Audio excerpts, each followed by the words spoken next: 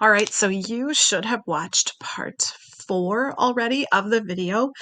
We got these answers about part 3 already, and I want to make sure that you have watched part 4 because this is a spoiler alert. We're going to be talking about some things that happened, and you might not want to do these notes until you watch the video.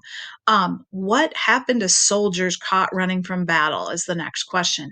And we watched a soldier that was punished for leaving the Battle of Bull Run. You got to see the reenactment of Bull Run. So what happened to him? He was caught and then he was branded a coward, branded like they brand cattle with like a burning poker. This had the letter C, and they would put it someplace that everyone would see it.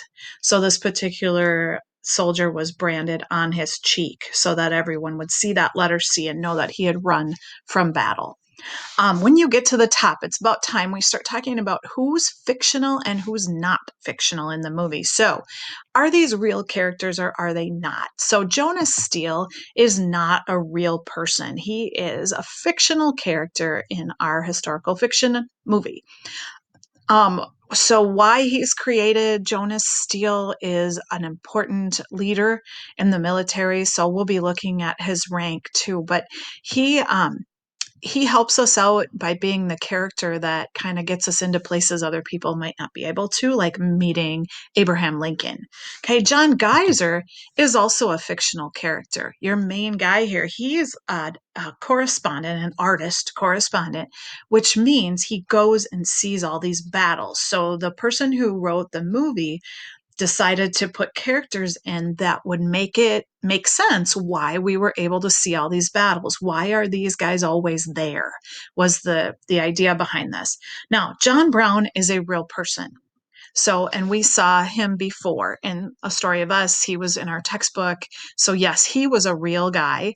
And Sergeant O'Toole is not the one who is training the troops. He is a fictional character for us to kind of get to know in the video. Now, Abraham Lincoln is obviously a real character. General McClellan is a real character. The old woman who died at Bull Run. Jonas Steele had sort of a dream about her. We see her at the end. She's kind of laying in a field outside of her home. They kind of embellished a little bit. She was a real person, and that was her house.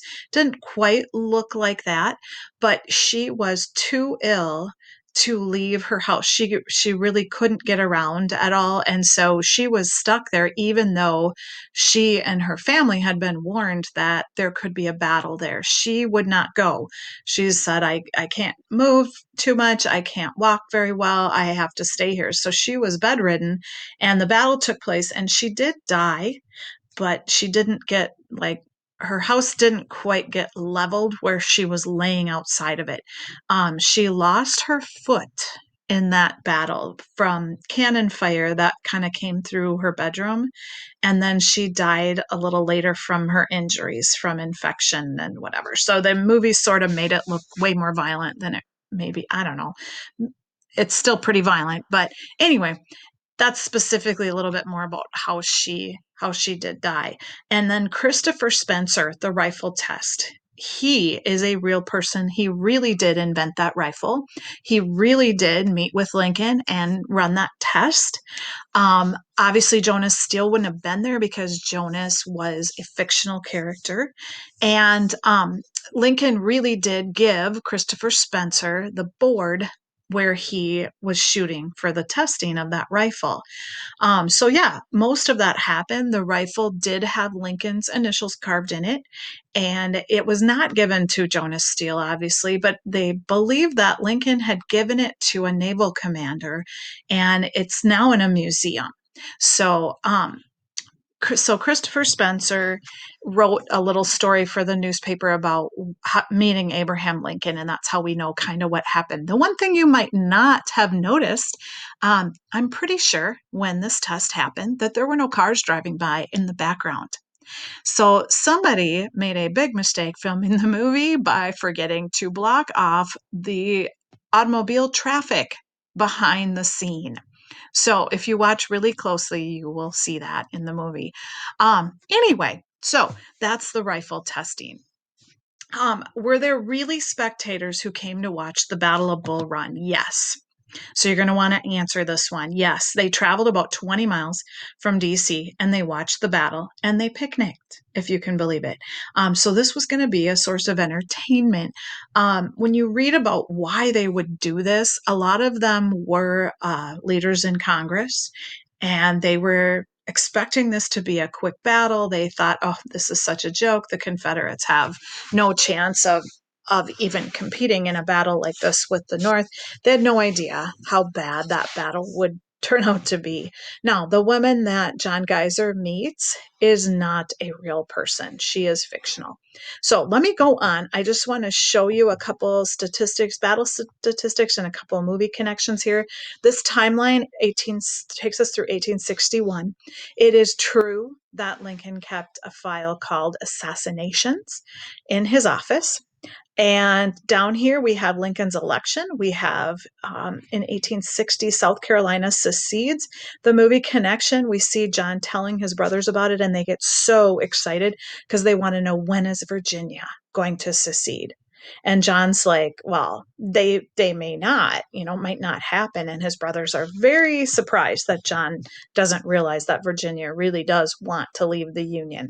Okay, then we come up here, we see that Jefferson Davis becomes the new president of the Confederate States of America. So they have a president.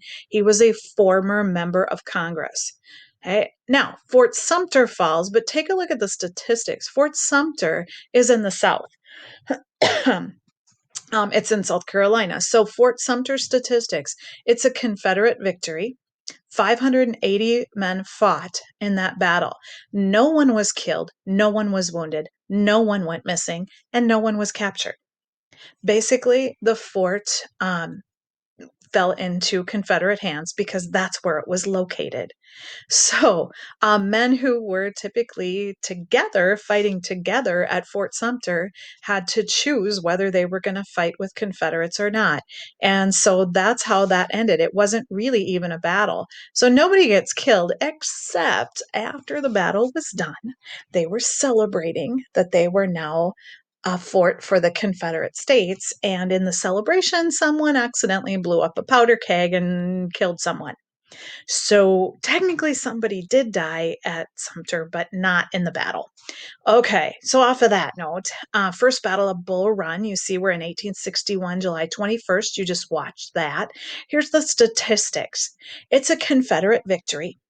60,000 forces were engaged, and it looks fairly even. 460 Union deaths, 387 Confederates, 1,124 Union wounded, 1,582 Confederate wounded. But now look, 1,312 Union soldiers went missing or were captured, and 13 Confederates were missing or captured. What happened? This number is huge. If you watch the video close enough, you saw that many of the Union soldiers ran away. That's why this number is so big. They had no idea what they were in for, and they were losing, and they were terrified, and they ran. So as you saw them running across a creek, John's cousin was one of them, Malachi. They were running for their lives, and that's why so many of them went missing. Okay, we're about to get to the first use of a balloon, and we will see that reenacted in the movie. And this is where I want to stop with notes today, and I want you to go in and watch part 5 of the video. And I hope you are still enjoying watching it.